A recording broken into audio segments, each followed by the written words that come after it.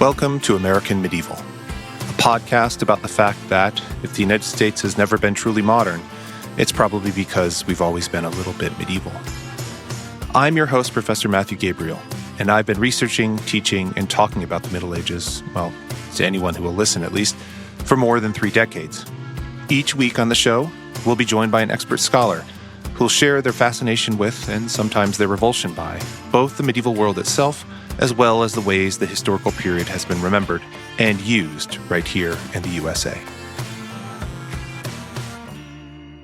Welcome back, everybody, to another episode of American Medieval. I am Professor Matthew Gabriel, and our guest today is Patrick Wyman, who I'm sure most of you know already. But Patrick is a historian, the host of the history podcast Tides of History, and now the new show Past Lives. And indeed, his new book, which is out right now, you can go get it, go to the bookstore, get online as you're listening to this podcast and order it, because it's called Lost Worlds: How Humans Tried, Failed, Succeeded, and Built Our World. So, Patrick, thank you so much for joining us on American Medieval. Thank you so much for having me. It's my absolute pleasure. Fantastic. I am so excited to talk about your book because, you know, these really smart, brilliant guys put this little blurb on the back of it because they got to read it a little earlier. And maybe we'll talk about how brilliant those guys are later, but we'll talk about other things first. But we are deviating a little bit from the purview of American Medieval because we're going back into the deeper past. But I think people will see sort of connections and how these things are all kind of linked together in some ways. But before we do there, if you will indulge me, on American Medieval, we like to start with a silly question. And so I'm going to pose that silly question to you. And I think it's kind of silly because it involves time machines. And because I think, you like everybody else, every other kind of historian, we have to deal with the question of time machines at some point. Somebody's going to ask us at some point about time machines. But our time machine is a little bit different. It is a single-use time machine. So conjure that in your imagination. And I should say there and back. You don't have to stay anywhere. You get to come back. But it's a single-use time machine, and it has a caveat on it. It can only be used for one purpose, and that is to go back into the past and tell a younger version of yourself, a young Patrick Wyman, that you will someday grow up to be a historian. How does young Patrick react to that news?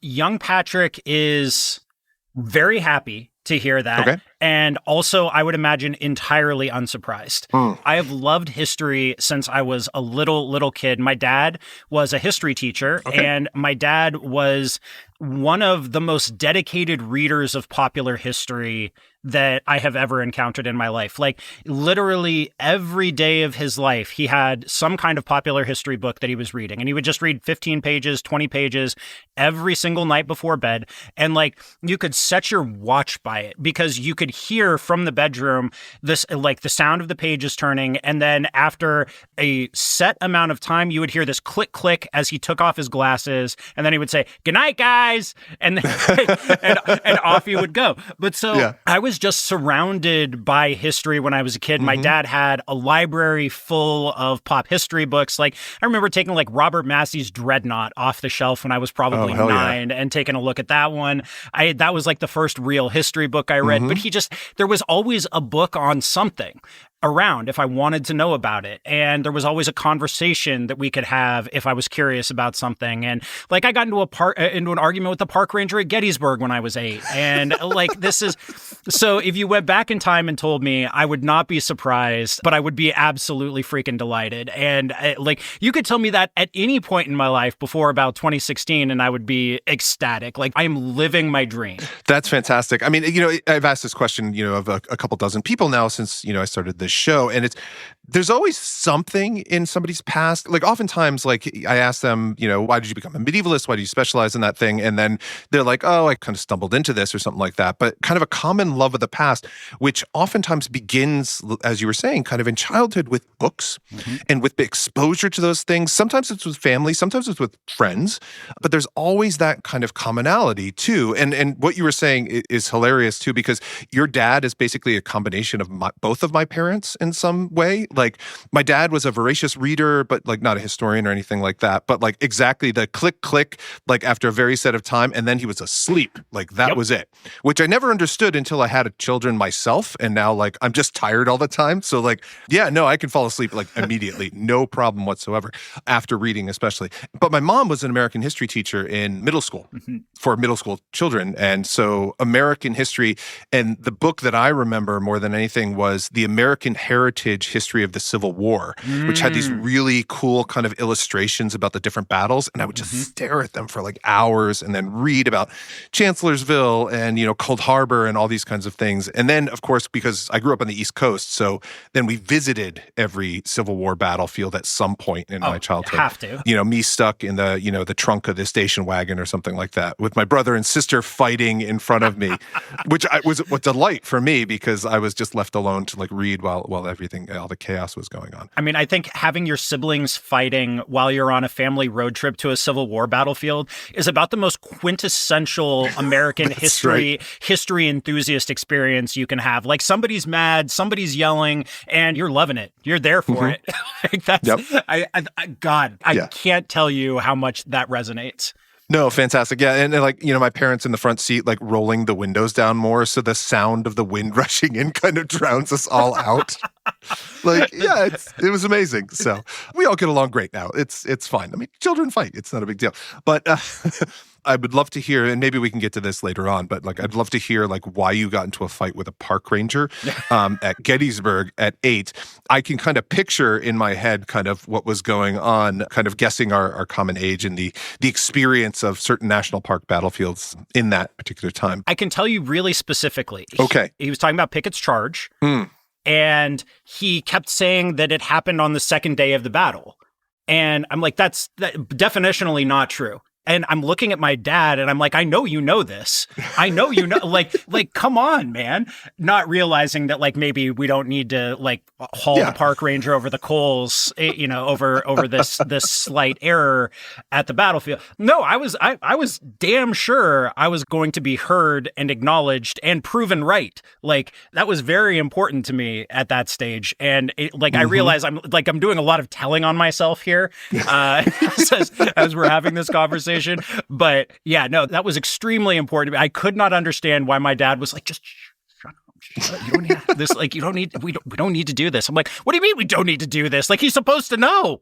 The man is supposed to know. That's right. So I'm putting two and two together now because I watched a documentary recently. It was a brief documentary, but it was talking about the Gettysburg, specifically the Gettysburg tour guide or docent exam, which is apparently one of the most rigorous kind of in the world. Insane. In which it is insane, but it actually involves like kids like you, like testing testing the docents on their like specific knowledge of things, like asking kind of questions and stuff like that. So, maybe you're the inspiration for that. Who knows? I mean, because there is going to come a day on that job where you meet the world's most insufferable 8-year-old, and you've got to be prepared for that. And if me being the world's most insufferable 8-year-old went some way in ensuring a high quality of tour guide at Gettysburg, then look, I'm not saying you need to thank me for my service, but I.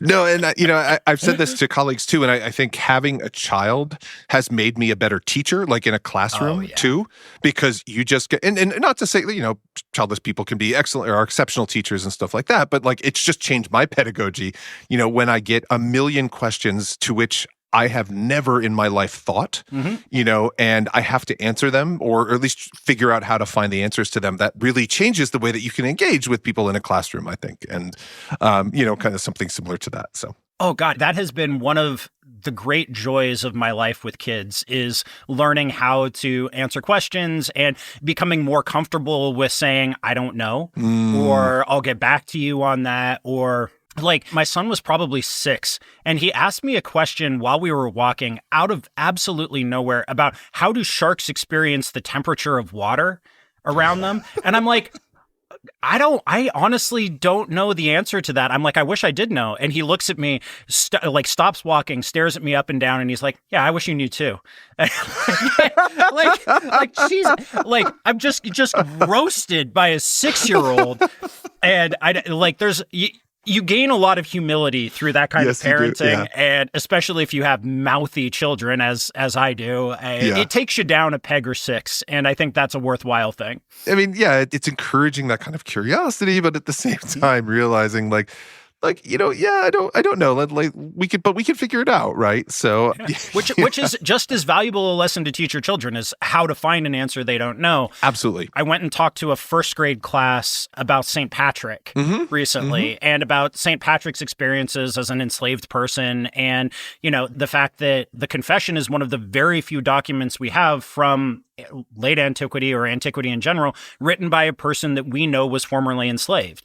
But like trying to think about how to explain that to 7-year-olds was one of the most fruitful experiences I had in like thinking about St. Patrick. I've been thinking about St. Patrick since I was 22 or 23. Like this is, I've had some time for it. And I think that figuring out how to explain St. Patrick and late Roman slavery and barbarians and the end of the Roman Empire to 7-year-olds, like I learned more about that than I did from probably the most recent books that I read about St. Patrick. Yeah, and I think that one of the things that kind of curiosity can instill, and it can come from children, it can come from kind of your own experience or kind of a variety of different things. But like you just don't know where research is going to take you, like what questions you're going to need to kind of figure out. And like your own career, right? Like your first great book called The Swerve, right? Like that was on kind of the early modern period. Your 2 podcasts have kind of ranged over this vast variety of topics, both geographically but chronologically. And now with Lost Worlds, like, I mean, you're delving into kind of the deep past kind of pre-modernity. So every day can be kind of a different experience, but it's not necessarily about having a body of knowledge. It's about knowing how to find the information and how to construct the knowledge that you need in order to answer the questions that you're kind of confronted with. That's exactly it. And, like when I was doing my PhD, one of my advisors was Judith Bennett, who's a fantastic medievalist, works on England in the later Middle Ages, women's and gender history, wrote a fantastic book about beer and brewing in the Middle Ages, one of my absolute favorite works of medieval history. And Judith, in addition to convincing me to start dating, which led to me meeting my wife very shortly thereafter, if anybody knows Judith, she looked at me across... That's a full-service advisor right there. Yeah, she looks at me across the table while she's holding a knife. She was slicing an apple with a larger knife than was necessary, I'm going to be honest with you. Judith looks at me and she kind of points the knife at me. She says, "Patrick, are you dating anyone?" And I said, "No, Judith, I'm not dating anyone." She says, "You should. Life is better with a co-pilot." And goes back to and then goes back to cutting the apple. And I'm like, given the fact that she's got a knife, I think I have to. Like, I say this with like Judith is one of my favorite people on the face of the planet. But shortly after that, she was like, "Patrick, you are an academic magpie." And I'm like, I know the way you're saying that is not a positive in the current context, but I've spent my whole career trying to find a way to make that a positive. Like, I really want to know different things. When I have an interest, I want to explore it. I want to explore it as fully as possible. And then I know that my interest in that is going to run out at some point, so I better move on to the next thing. And I'm really lucky in that professionally, I have found a way of making that work with the rhythms of producing content for wide audiences. It works out really, really well because by the time I'm bored with it, the audience is. And then we can just move on to the next thing. Yeah. And prehistory was great as a topic to explore because every single corner I went around, there was a new thing to learn. There was a new place to go, a new continent to go to, a new set of archaeologists to talk to, a new set of technical languages that I needed to learn. And so it was on top of my interest in the raw material of the distant past, it was also just perfect for me. And perfect for keeping me engaged. Because it took me about 5 years to do all the research and writing for this book. Oh, wow. Okay. It was a long slog. And I think if it hadn't had that sense of there being a new challenge around every corner, a new body of material to work through, a new set of site reports, a new set of whatever, if it hadn't been for that, I don't think I ever could have gotten through it. And so it was just a really perfect meeting of what I like to do with the nature of the material. And like, I have a lot of tolerance for following trails of footnotes from one thing to the next. I mean, like, I love being on Google Scholar and just seeing who's citing what. And, I could do that for hours. I did that for hours yesterday. It was fantastic. I had a great day. That's what I love to do. And so I got to do that dozens and dozens and dozens of times for this book and just be like, wait, what do you mean we know that they were making kefir-style cheese in the Tarim Basin around 2000 BC? What do you mean? Like, that's crazy. And so like every day was that. And it was just, it was the most fun I could have had researching about. I mean, it's stressful and a lot of long nights and a lot of, but like all things considered, this is ruled. I wouldn't trade it for anything. Yeah. So when you were conceiving Lost Worlds, like, because I think one of the things that oftentimes our colleagues think, but I think the general populace kind of believes as well, is that podcasting, academic research, like different things.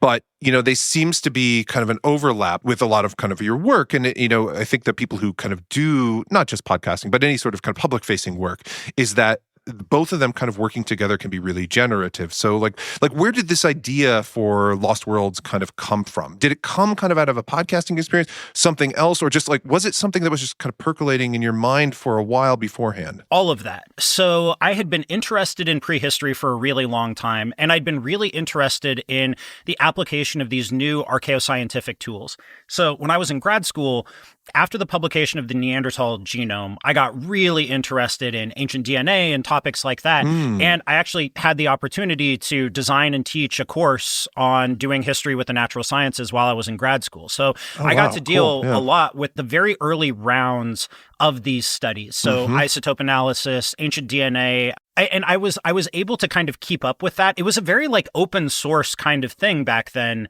in the mid 2010s, that a new genome would be published and there would be just an army of interested people who would dissect it, run admixture analyses to try to figure out who these people were related to. Like, it was a really rich and accessible field at that point in time. And then, I went away from it for a few years while I was finishing my PhD and starting Tides of History and all that.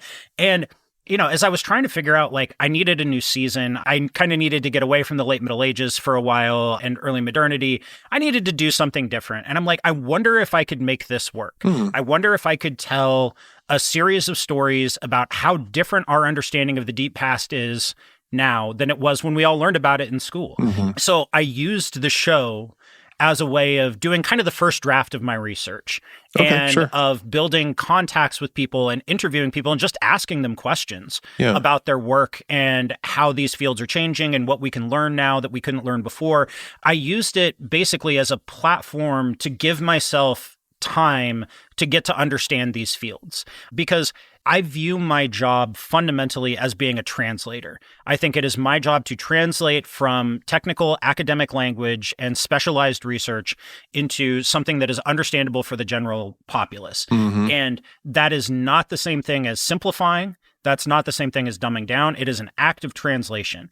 And so trying to convey the sophistication and complexity of the academic work that I'm drawing on, that is part of the story as far as I'm concerned. Because what you could do is just try to simplify everything into a clean and coherent narrative. And like, you're drawing on the academic work, but you're basically just trying to tell a story. I am trying to tell a story that does justice to the complexity of the underlying material, and that includes the contradictions and the parts that we don't know and the questions that are still unanswered and directions for future research, instead of cutting it all down to something that is easily digestible. Like, I want to leave the gristle in. You know what I mean? Like, I want my listeners and readers to have to chew. I want them to know that we don't know. And that, to me, that is a much more faithful way of talking about the past. And I think also, from the perspective of storytelling, I think that makes for a richer story. Your story should have contradictions. It should have blank spots. If you're not telling a story about the past that includes the uncertainties, then you're not really telling a story about the past. You're providing a fantasy. So, like, I knew I wanted to do all this stuff, and I was able to pitch and sell the book. But after David Graeber and David Wengrow's Dawn of Everything came out, I read that. I panicked because I'm like, well, what the hell am I going to do now? Like, I had a month or so where I was like, I am in real trouble here. But after reading that, I realized kind of what my angle was, because I understood, and to be clear, I loved Dawn of Everything. I thought it was one of the most stimulating books I've read in the past couple of decades. It totally changed my sense of the possible when we're thinking about past human societies. But this is not so much a critique of the book because it's not what they were trying to do. But the question that I kept having was, if we have all of these choices about how we set up societies, how we organize things, if we have all of this agency, why did we all end up here anyway? Like, if given this wide range of possibilities for how we can do things, and I think that's absolutely essential to note that it is not inevitable that things were going to lead down X, Y, or Z path, and oftentimes we didn't. And yet, by 1000 BC or so, there are still people all over the world who are living in cities. They are living in states. There are hierarchical systems of authority. We have pretty much embraced food production across the planet. There is agriculture just about everywhere you look. By this point, we have fundamentally transformed the face of the planet. With the first great round of environmental changes to this world that are human generated don't come from the Industrial Revolution. They come from the Neolithic, and replacing huge swaths of native flora and fauna with our own choices in those matters. So given that we have all of those choices and things didn't have to end up that way, why did they? Yeah. What are the factors? And I don't have a single answer. I'm not in the business of providing monocausal explanations for anything. I think that way madness lies. But I do think that we can understand this 10,000 year period. We can understand the factors that drove us more or less through long processes of trial and error and outright failure to a point where the world that we have now is imaginable. Even while acknowledging it didn't have to happen that way, acknowledging that we have choices, that we have agency, we did still nevertheless end up here. And I think to the extent that I found something unsatisfying about that book, it was that I want to know why. I want to know how and why we still ended up here, even if we can do things all of these other really cool and probably better ways. Yeah. Yeah. I'm so glad you mentioned that kind of at the end. It's about the hows and the whys. To me, I mean, those are the most interesting, kind of most important questions oftentimes. And this kind of delicious tension that you're kind of pointing to about human history is so messy because it involves humans, and humans are messy beings, and like they make dumb choices and they make smart choices, but they make choices. But at the same time, wrestling with the realization that we are here. Wherever we started, like we are here. So you have to avoid that kind of teleological structure to your narrative in which it all seems inevitable. But at the other time, like you can't make it seem like it's a weird, kind of choice that we just kind of veered off into Nowheresville and then wound up at this place, because we did, like, and there were decisions that were made around there. And I think I agree 100%. Like the hows and the whys kind of get at that when faced with the set of choices, there were reasons that people made the decisions that they make.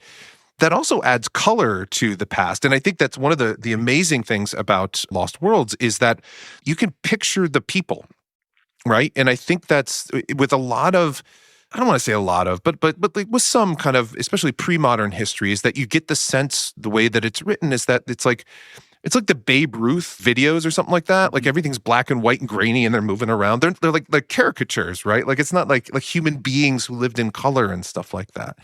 And so I guess this kind of goes to the question of like, when you're doing something immense like Lost Worlds, like we could talk about the Middle Ages being a huge period with lots of stuff, but like you're covering a much larger chronology and geography than even the Middle Ages. So like, how do you narrow down? Like, how do you decide like what fits, or what ended up fitting, I should say, within the book? Actually, this is a way in which being trained as a historian of later periods was extraordinarily useful. Okay. This is why it pays to be a medievalist, is what you're saying. Yeah. I mean, I think that there's, and I'm sure we'll come back to this later, but there's a really productive relationship between, in my mind, thinking about prehistory and thinking about more recent historical periods. But what I took from being a historian of later periods is the knowledge of just how much can happen in a short period of time. So that when we break it down to a century or a decade or even a year, a lot can happen in a very short period of time. And then you can have long periods of time where things are reasonably stable and, you don't get all that much change. But the potential for any individual year or decade or century to be a massive turning point is always there. And this was something I took to prehistory. As I was thinking about it, I'm like, why would prehistory be any different? Oh, yeah, that's great. Why would you not have these really intense periods of change, whether, if you're thinking in terms of institutional history, what you'd call it an institutional juncture or a rupture or a critical juncture, or like whatever you want to call these things, like that there's no reason to think the distant past was any more homogenous in terms of the pace at which things happened than later periods of time. And this was really borne out I think about this in terms of a best fit line, that you've got your beginning and you've got your end, and you draw a best fit line between the two, and you're like, oh, line go up, right?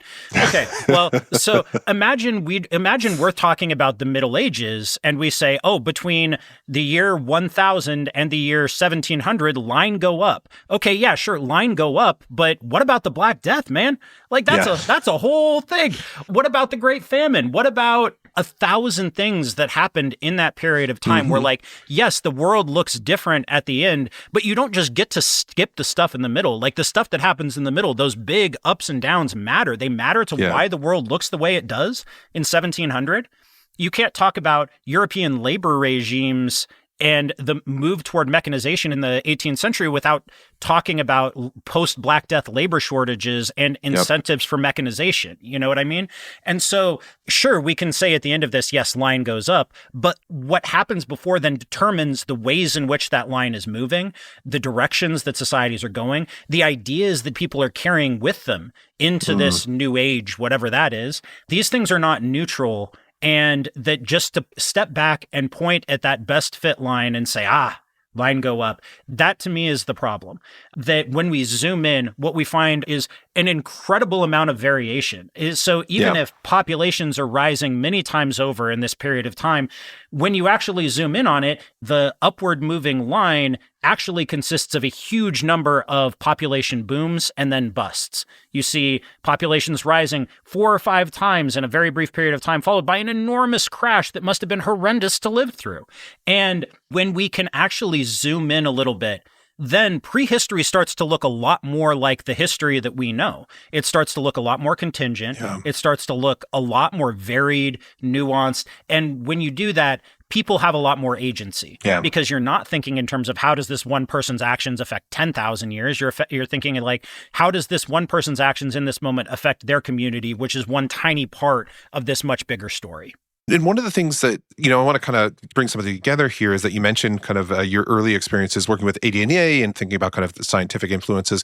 And the book relies, as it must in a lot of cases, right, not on written sources, which is kind of oftentimes the province of historians, but archaeological work. So how did you find kind of revisiting that, I guess, but then kind of thinking about it when there has been, as you point out, and, not just for prehistory, but for all periods of history, some really great kind of collaborative work that's being done. How did that kind of push the book in the direction it kind of ended up going? Well, so one of the ways in which I got really lucky in graduate school was that I got to do a lot with archaeology. Oh, okay. And because when I was in Ireland doing my master's degree, there was a full archaeology department. I took courses in archaeology. Had things gone a little bit differently, I might have stayed in Ireland and did my PhD in archaeology there. So I was already kind of broadly familiar with it, and I liked it. I knew I liked it. I knew I was interested in the material remains of the past. But what I worked on a lot in grad school, I worked a lot on barbarians. So for me, it always seemed natural to turn to archaeology. Like, it never seemed, in my mind's eye, it never seemed like there was as much of a gap between written and material evidence as a pure historian, frankly, would have seen. So I was always comfortable with archaeological evidence. I was always comfortable with the issues of using archaeological evidence in conjunction with texts. Like, these were methodological issues that got played out a lot in that field of studies, in barbarian studies. I mean, like, this was a big deal. A lot of people had a lot to say about it. So I felt like I was already prepared to dive into the field with some level of sophistication for how to understand material evidence. I got really, really lucky on that front.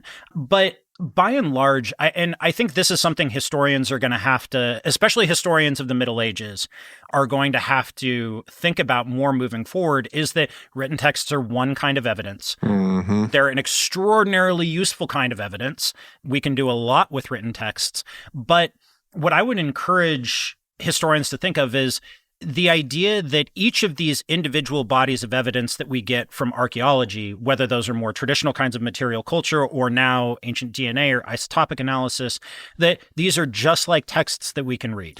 They don't speak for themselves.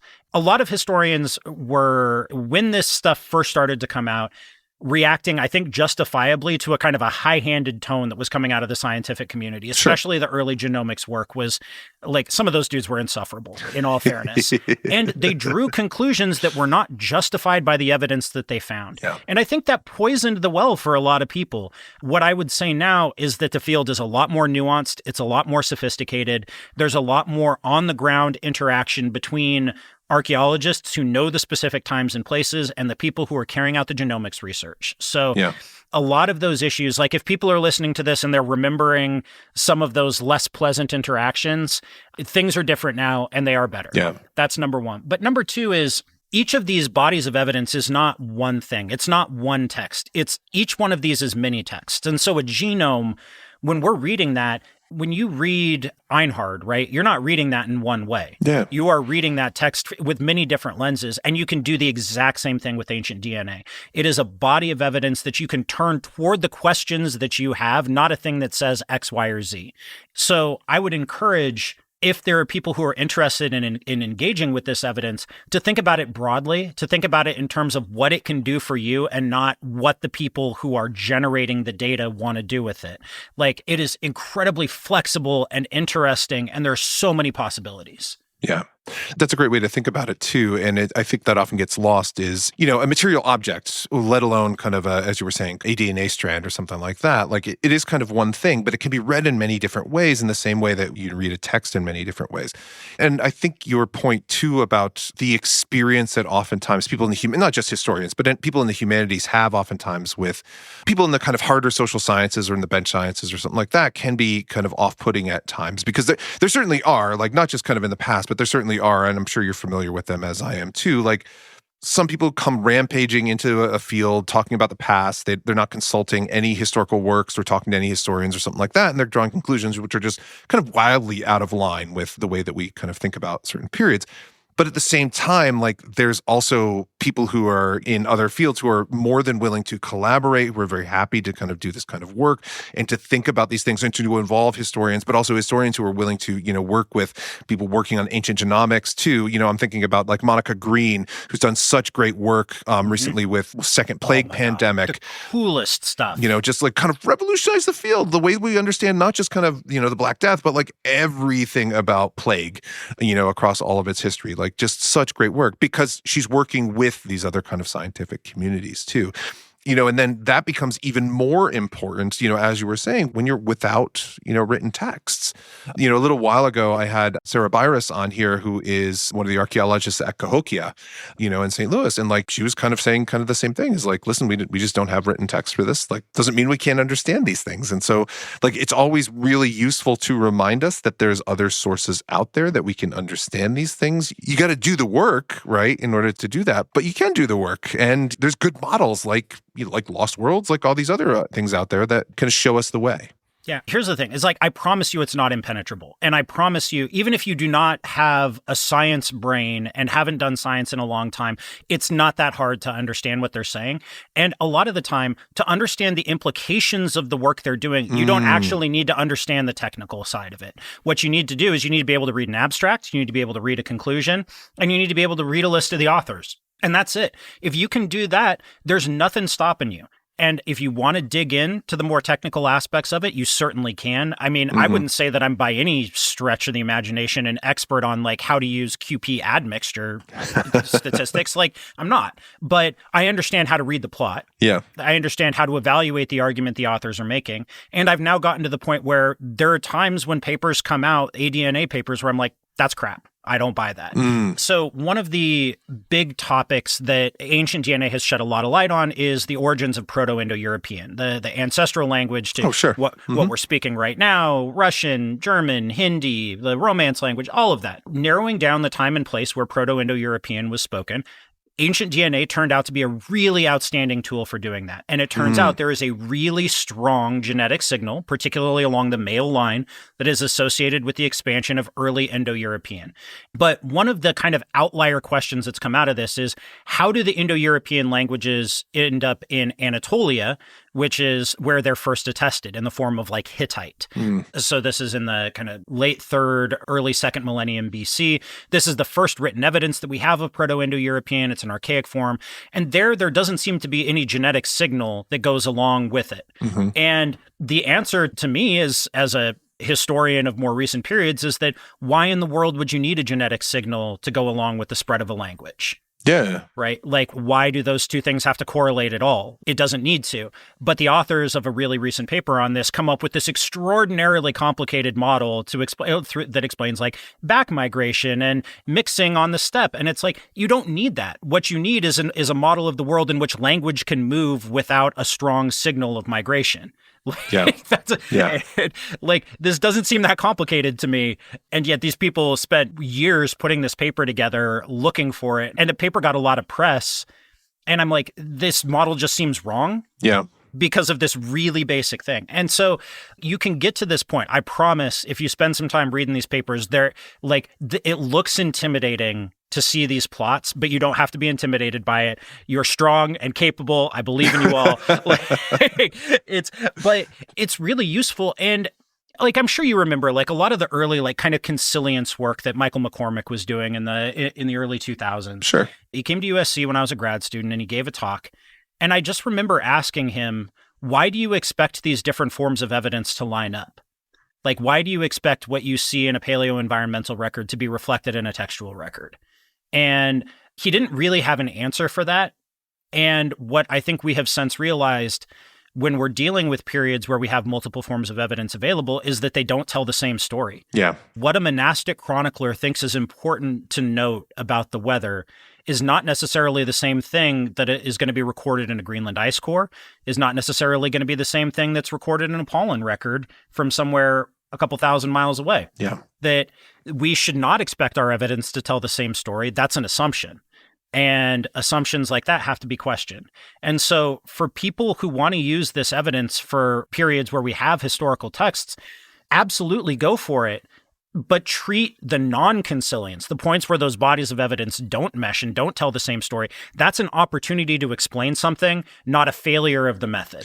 Yeah, and I think that goes back to what you were saying about kind of line go up, right? Is that oftentimes, like, we construct, or sometimes some scholars, when they're looking at certain phenomenon, they're constructing models, and the model has to work. Like, it just has to work. And so you kind of cram things, or you create these mental gymnastics in order to make the thing kind of work, when the variance is kind of the stuff that's really oftentimes the most interesting. Is like, well, why do these things not work? Again, and maybe that even goes back to what we were talking about at the very beginning about the hows and the whys, right? Like, where are the variances and how do we explain those things? Those are the kind of key critical questions sometimes. Yeah, I mean, take Steven Pinker's work, and I would prefer not to, if that's okay, but as would I. But I think it's illustrative for this purpose here, because it's a very straightforward example of line go up. Right? I would say that that's prematurely declaring victory over the worst angels of our nature, as it may go. But I think it's a clear case where you've drawn a best fit line where, like, yes, a lot of things are much better now. But, like, what happened in the 1940s, sir? Did anything happen in that specific period of time that you think might not be great and might be worth kind of understanding and exploring? Draw line go up all you want.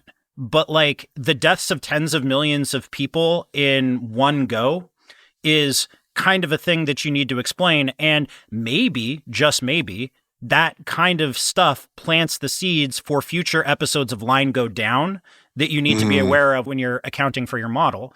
The stuff that happens in the middle matters. Yeah. Even if the line goes up. Yeah.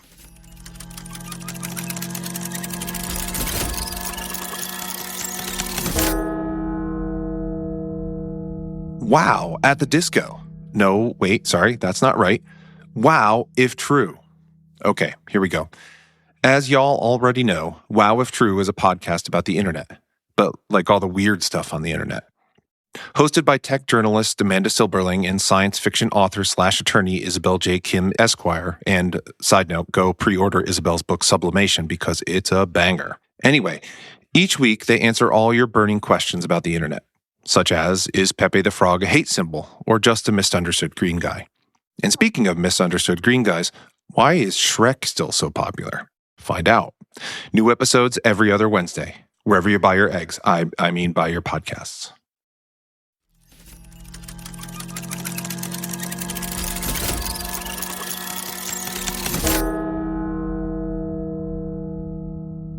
One of the things that too, I think, is that, I don't want people to think that this is a suggestion that all history kind of needs to be kind of lachrymose, right? Is that, like you were saying, like things are better now than they were before, in certain ways, but they're worse in other ways and stuff like that. I think it's that kind of complicated thing.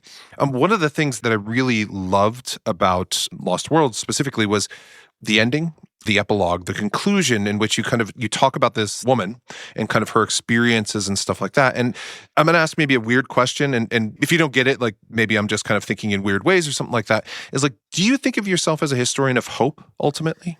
So I am not by nature an optimistic person. Okay. And honestly, I surprised myself by coming to these conclusions in this book because it is an optimistic book. We are still here. There are more of us than there have ever been before. And the way that I think about this is I am long and short. I am short any particular way of organizing human society, any particular civilization, any language family, any of these, what we normally think of as being like these deep aspects of how we make things work. Yeah. I am short on any one of those. I think the human societies are actually extraordinarily fragile. Our current way of organizing things has lasted for barely 200 years, if that. And I don't think there's any guarantee it's going to be here in a couple hundred years for a variety of reasons that you don't have to be a historian to figure out. But I am long humanity. That even when we look at these periods of time where things are undeniably bad, like the worst hit village by the Black Death, right? Where 3/4 of the population dies in a lot of these places and the village has to be abandoned. You know what? There's still survivors. Yeah. 3/4 of people dying is bad. 1/4 of people living is good. Some people are going to look at that and say, well, that's bleak. And you know what? It is bleak. Yep. But you know what's especially bleak is the whole species dying. That's the real downside. Yeah. And even when we look at the most extreme cases of social collapse and whole civilizations falling apart. So when we look at Mycenaean Greece, which is one of the places where the Bronze Age collapse hits hardest, at least half and possibly 3/4 of the population is simply no longer there after about a century of this. Not that the archaic and then classical Greece that emerges out of this is a blank slate, but it's about as blank as a slate can get while still having some continuity. So even in this worst case scenario from the perspective of social complexity, population, even in that, there's still survivors. There's still people left behind. I think about the Ice Age hunters kind of roaming across Europe, the people who left behind 20,000 years of cave art. One of the things that we know now from ancient DNA is that those groups were not related to one another. It was not one group of hunter-gatherers who occupied Ice Age Europe for tens of thousands of years.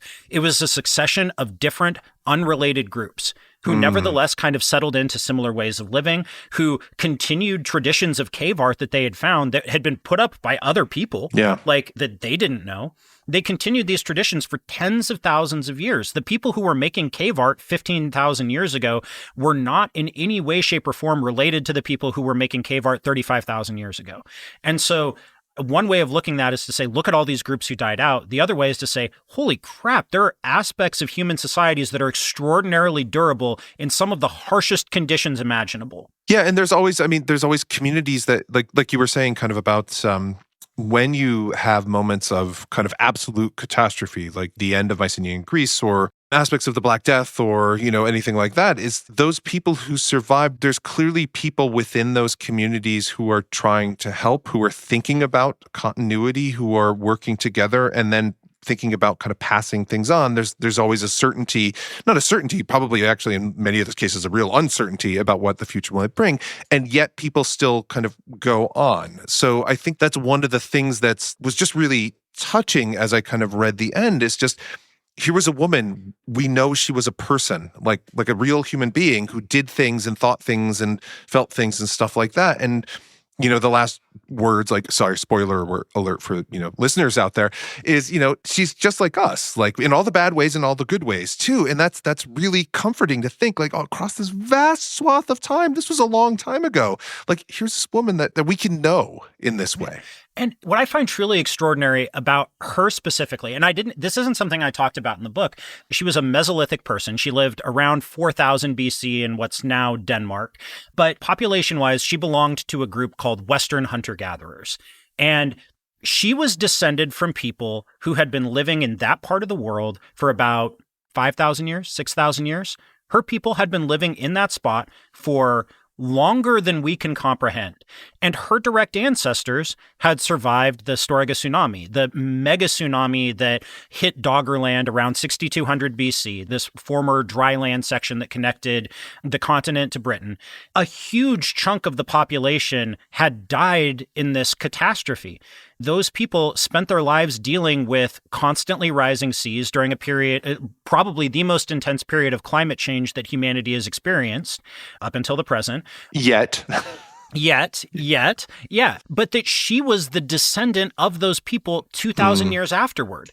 That her ancestors had lived through all of that, and there she was. Yeah. So not only what she left for the future, not only who she was in the present, but that she had a past too.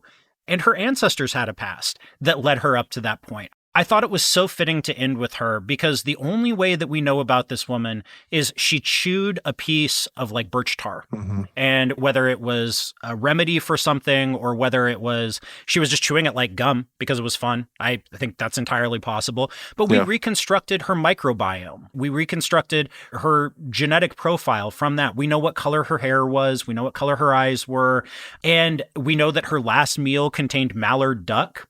So this is a real person. That is a real slice of a real life that was lived 6,000 years ago. And from my perspective, what do we have to lose by thinking of those people as being fully human in the way that we are? And we have so much to gain in terms of perspective on our lives and our world. Yeah, just the richness of thinking, thinking of people as people is, I think, very important for how we organize society, kind of generally, not just people in the past, but also like just...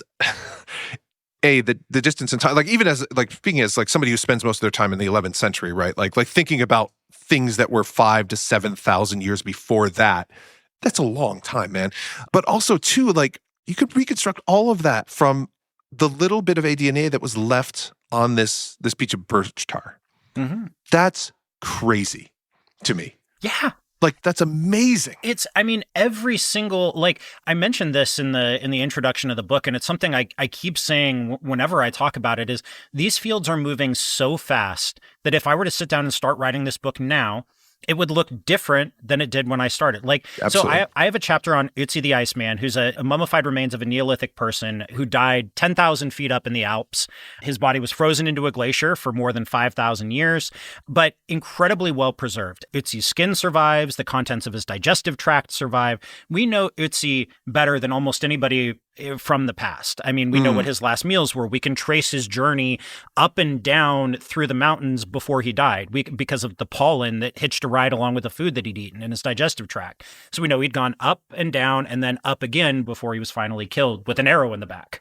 We know all of these things about Ötzi, but after I wrote the chapter on Ötzi, there was a study published that said he was just riddled with human papillomavirus.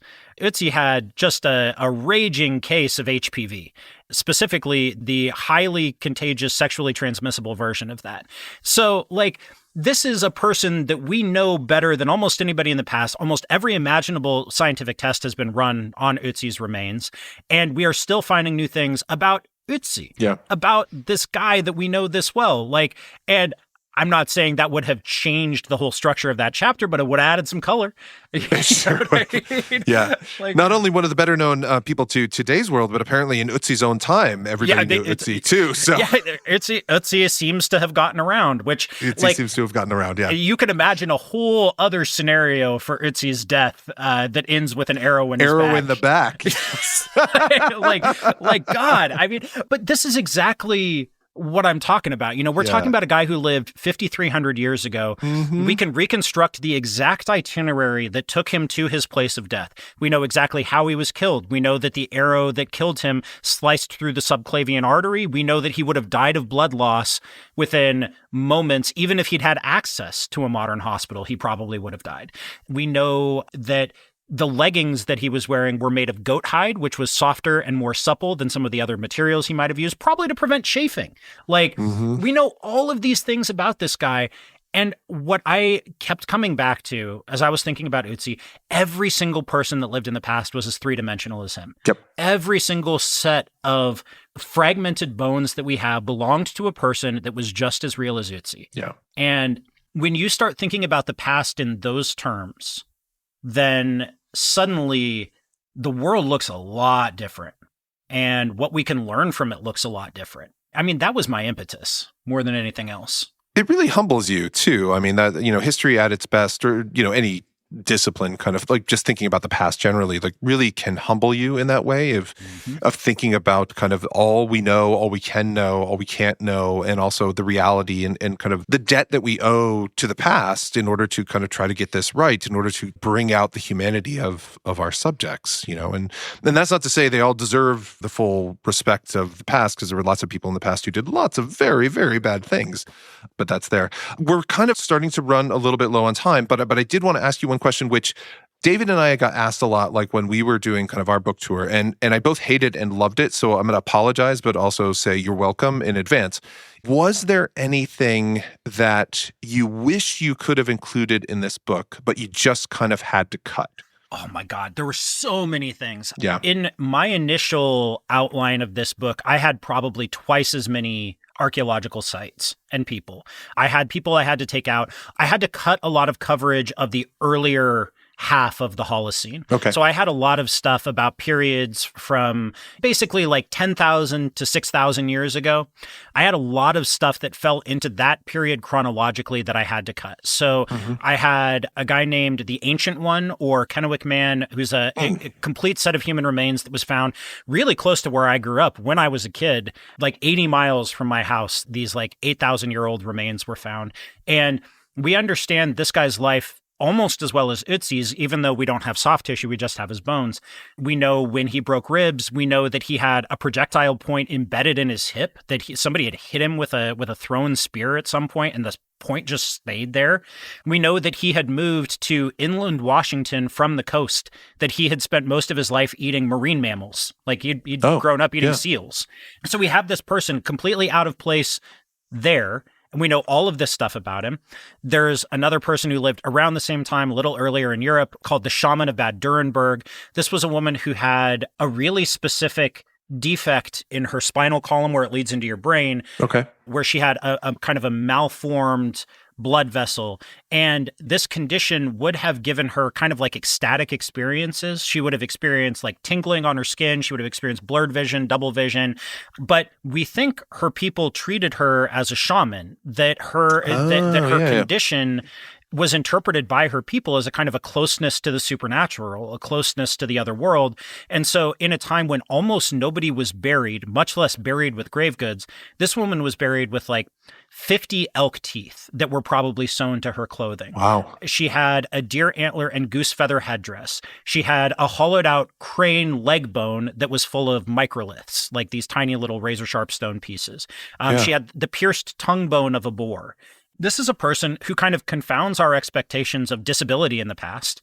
And in fact, what we might view as a disability in the 21st century was to her people a sign of a really special gift that had to be controlled and had to be used in specific ways, but it was nevertheless a gift. Yeah. And so we have that. There's a village in China, a Neolithic village that I was really hoping to write about, a place called Jiangzhai, where there's a lot of skeletal remains, and an analysis of those skeletal remains showed what looked to be really high instances of male on female domestic violence. Oh, wow. Okay. Tons of what we would call perifractures, where somebody is raising up an arm to ward off a blow, blows to the left side of the face delivered by a right-handed assailant. Right-handed person, yeah. Yeah, I mean, like really characteristic signs of domestic violence that are almost all directed toward women. And so this is about a 6,000-year-old site, maybe a little older than that, but I had to cut it. I didn't have room to talk about it. And like each of those is a story, right? It's a story about a whole world. And there were a bunch that I had to cut one on the African pastoral Neolithic because I couldn't get it to fit in the chapter. Editor wanted it shortened. And so there are just like all of these times and places, each one of which is a world in its own right that I had to cut for time and space to try to stick to the main points of the book. And it kills you to do it. even as you recognize its necessity. No, I think there's, when I've written with David, like, I think there are both places in which he will not forgive me for being right about certain things that we have to cut. And he did it to me too. But it's funny because like I remember those things in some ways more than the book itself. Sometimes like I'll finish, like looking at the Bright Ages or something like that. I'm like, oh, that was a good chapter. I don't remember writing that. Like, yeah. But I remember like, oh, this one thing I really wanted to talk about. Goddamn it. So there's this really extraordinary graveyard. It's about 5,000 years old in the very northernmost part of East Africa. I believe it's in present-day Kenya. And it's this extraordinary cemetery that was built by some of the earliest pastoralist people to move into that part of Africa. And they seem to have been migrants from a little bit further to the north, probably along the upper Nile, but they brought their way of life with them. They buried their dead in really specific ways. They had really specific ideas about bodily decoration, a really specific subsistence pattern. And these people were probably ancestral to almost all later East African pastoralists before the Bantu migration, which adds another layer of ancestry and culture. Sure. But like, this was another whole world, and these people were ancestral to millions and millions of later people. And I had to cut the chapter. I'm like, are you, God, like, no, like, yeah, you always have to make choices like that, and it just sucks. Yeah, I never really understood until like really, like even during writing the dissertation, which is a different experience, as a graduate student. Like you hear the phrase like kill your darlings, and I never really thought of them as darlings until like a little bit later, and then I started to understand like, oh, but my beloved. So, which doesn't mean like you can't explore that stuff kind of later on and tell those stories and stuff like that. But at the same time, like it's like editing is great. I love being edited. Please tell me how to write better. Like that's really important. But at the same time, like you want to hold on to all these kind of really precious stories that you come up with. So yeah, for exactly the word that you use, because they're stories, and because it feels like letting them go feels like letting go of people who matter. Like I got to come back to the ancient one. I got to come back to the shaman of Bad Durenberg. I at some point will come back to the pastoral Neolithic. But like it felt like excising a part of yourself. It feels like taking a flensing knife to yourself, like you're like, you've constructed this fully three-dimensional portrait of a real person. And to me, it felt like I was doing them a disservice by taking them out. I'm like, am I somehow saying that their stories aren't as important to the flow of human? Like, no, I'm just saying they don't fit quite as well with this particular narrative configuration. Yeah. But like, I would prefer to punish myself over having removed them. Fair enough. Yeah. I would prefer to feel it. Well, there's much more to explore. And like you have a podcast like that you can explore some of these questions perhaps on at some point in the future, which is what we call in the business kind of a segue towards the end of our show. So Patrick, this has been absolutely fantastic. If people have the internet and they want to learn more about you after, I want to emphasize, they go out and buy the book Lost Worlds immediately, where can they find you on the internet? So I make a podcast called Past Lives. Every episode, or almost every episode, focuses on the life of a real person who lived in the past, almost always a non-elite, somebody that we wouldn't normally think of as being a characteristic person. The first season is all about slavery and people who experienced slavery. The second season, what I'm currently on right now, is bodily experiences. It's all people that we know through their remains. So I talk about Ötzi the Iceman. I talk about the shaman of Bad Durenberg. I talk about the Ancient One. All of these people that we can know in ways that we previously couldn't. You can find me on Instagram at Wyman_Patrick. You can find me on Blue Sky at Patrick Wyman. I am all over the place. So yeah, but I cannot thank you enough for having me on here. This is just an absolute pleasure and a fascinating conversation. No, this has been delight. I love being able to talk not just about kind of the past itself, but kind of the process of uncovering it. Because, I mean, one of the things I think we don't talk about enough as historians is how we do what we do and how exciting it actually can be, and people can, as you've said repeatedly throughout this entire podcast and throughout all of your work, and it's also the reason that I do some of the stuff that I do, in a public facing way. It's just like, people can do this. Like, come with us, like explore with us. Like we want you to do this stuff and experience this stuff. And so hopefully people will take us up on that offer. I sincerely hope so, because this stuff is really cool. It's awesome. Really cool. And I don't think you can get people to pay attention to anything that you're doing unless you are excited about it. That's right. And I am excited about history. I think history is just as interesting as I did when I was 8. And nothing makes me happier than sharing this with people. Absolutely. All right. So that's a good place to end, perhaps. But don't be like Patrick when he was 8 and torture some poor park ranger. God, that poor guy. But maintain that excitement. That's the takeaway here. So thank you again, Patrick, for joining us. Thank you, everyone, to listening to another episode of American Medieval. And we'll see you again next week. Until then, be good or don't. I'm not your parent. Have fun. Bye. Thanks for listening to this episode of American Medieval, proud member of the Multitude Podcast Collective. I'm your host, Professor Matthew Gabriel, and this episode was edited by Julia Schiffini. The theme song to American Medieval is from the song Sleeping Bags by OTE. If you'd like to support the show, get ad-free episodes, be inscribed into the Book of Life for being a kind and generous soul, and get some other neat bonus stuff, please visit us at patreon.com/American Medieval. Thanks again for listening. See you all soon.